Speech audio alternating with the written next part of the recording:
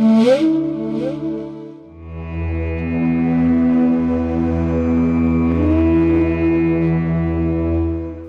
श्री राम। स्वांतः सुखाय तुलसी रघुनाथ गाथा। यह प्रसंग एक संस्मरण हुआ। महाभारत जैसा महान युद्ध द्वापर युग के अंत में हुआ और युद्ध में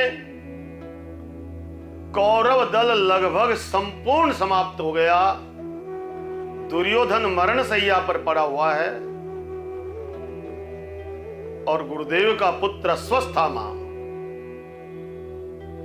अपने मित्र को प्रसन्न करने के लिए, क्या करूं मैं तुम्हारे लिए, कुछ भी होगा, आज तुम्हारी प्रसन्नता अवश्य करूंगा मित्र।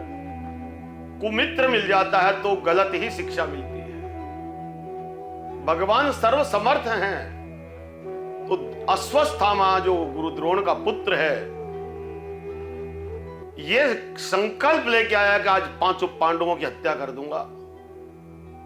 लेकिन भगवान श्री कृष्ण ने पांडवों को अन्य काम में लगा दिया और पांडवों के स्थान पर उनके 5 पुत्र द्रौपदी के सोए हुए थे। अश्वत्थामा आया और छल से उन 5 बच्चों का सिर काट करके दुर्योधन को ले जाके दे दिया।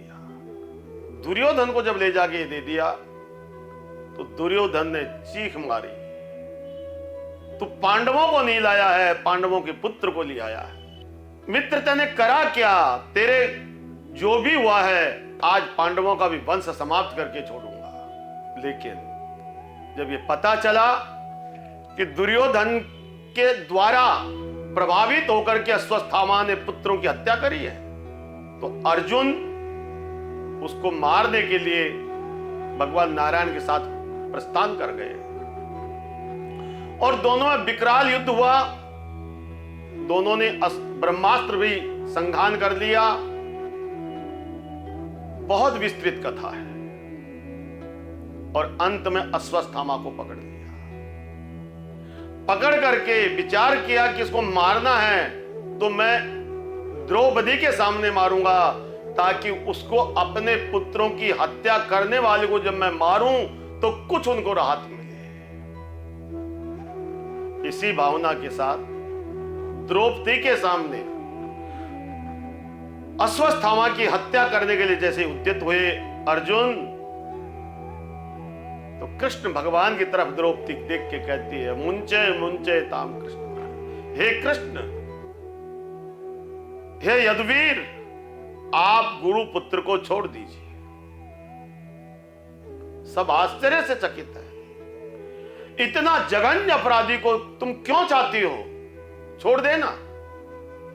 हे यदुवीर, हे सखा श्री कृष्ण, आज अश्वत्थामा की हत्या करने पर मेरे 5 पुत्र कभी लौट के आने वाले नहीं हैं।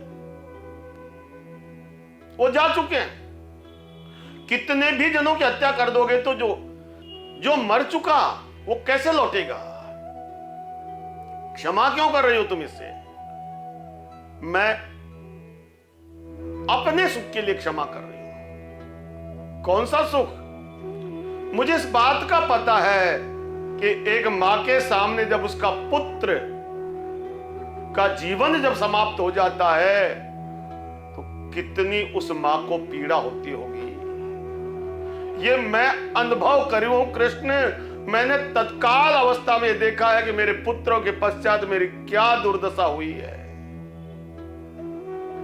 उसी प्रकार से मैं आज उस तरह की पीड़ा एक मां को और बिल्कुल देना नहीं चाहती हूं, और वो भी उस मां को, गुरुदेव की पत्नी कृपी, जिनसे आज सब पांडव शिक्षा को प्राप्त हुए। उनके सुहाग को तो पहले ही उजाड़ चुके हो आप, विधवा है। उसकी मांग भी उजाड़ चुके, उसकी गोद भी उजाड़ दोगे तो मुझे पता है कि कृष्ण मां को कितनी भारी पीड़ा होती है। वो एक मां जो पीड़ित है दूसरी मां को कभी पीड़ा ऐसी न देखनी पड़े, इसलिए मैं ये कितना बड़ा अपराधी है ये तो नहीं कहती, लेकिन स्वांतः सुखाए, अपने सुख के लिए उस मां को ही सुखी देख करके मैं सुखी हो जाऊं। भगवान मुझे उस मां को सुखी देखने का अवसर मिल जाए, और वो तभी संभव है जब मैं इसको मृत्यु से बचा सकूं। भगवान नारायण ने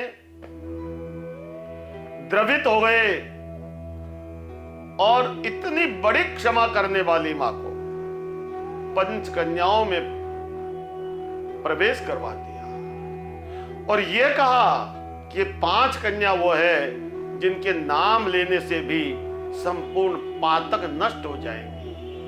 तारा, मंदोदरी, कुंती, अहिल्याश्च द्रौपदी, पंच कन्या स्मरे नित्यम, महापातक नाशनम। ये 5 कन्याओं को प्रातःकाल जो भी चिंतन, मनन और स्मरण करता है, उनके बड़े से बड़े पाप नष्ट हो जाते हैं। महावीर भगवान ने एक बहुत बड़ा संदेश दिया है जीवन में। इस संसार को लोग असार कहते हैं, लेकिन इस संसार का जीवन में सर्वोपरि एक ही सार है, सबको क्षमा और सबसे क्षमा। किसी ने गलती कर दी है, वो उसकी त्रुटि भी हो सकती है, वो उसका स्वभाव भी हो सकता है, तो उसको मुझे माफ करना चाहिए। आप क्यों माफ कर सकते हो महाराज? ऐसा क्यों संदेश दे रहे हो? बोले मैं इसलिए कह रहा हूं कि भगवान ने मेरे जैसे अधम को अपार गलतियां करने के पश्चात भी मेरी लायकियत से कई हजार गुना दे रहा है। मेरे जैसे व्यक्ति को, अधम को भी वो क्षमा करता है, तो छोटी छोटी त्रुटियों के ऊपर मैं क्यों क्रोध करूं? क्षमा बलम असक्तानाम, सक्तानाम भूषण क्षमा। असक्त व्यक्ति को क्षमा मांग लेनी चाहिए और शक्तिशाली को क्षमा कर देनी चाहिए।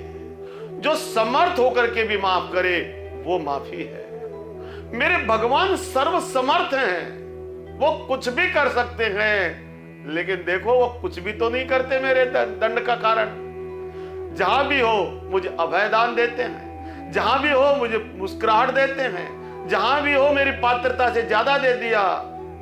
तो जीवन का ये मंत्र द्रौपदी जी ने अति उत्तमता से पढ़ा, सबको क्षमा, और जीवन की सारी समस्या उसी समय समाप्त हो जाएगी जब आप सबसे क्षमा भी मांग लेंगे। भले ही आपकी गलती नहीं है, गलती आपको पता उसकी है, लेकिन उसी के क्रोध को ठंडा करने के लिए हम 2 शब्द कह दे, मुझे क्षमा करिए, उसका अहंकार वहीं शिथिल हो जाएगा। और जब आप किसी को शिथिल करते हैं, वही आपका स्वांत सुख है। इसलिए अपने जीवन में प्रसन्न चित्त रहें और क्षमा दान देते रहें।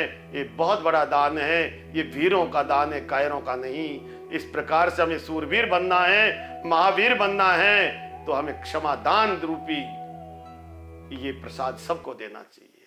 जय श्री राम।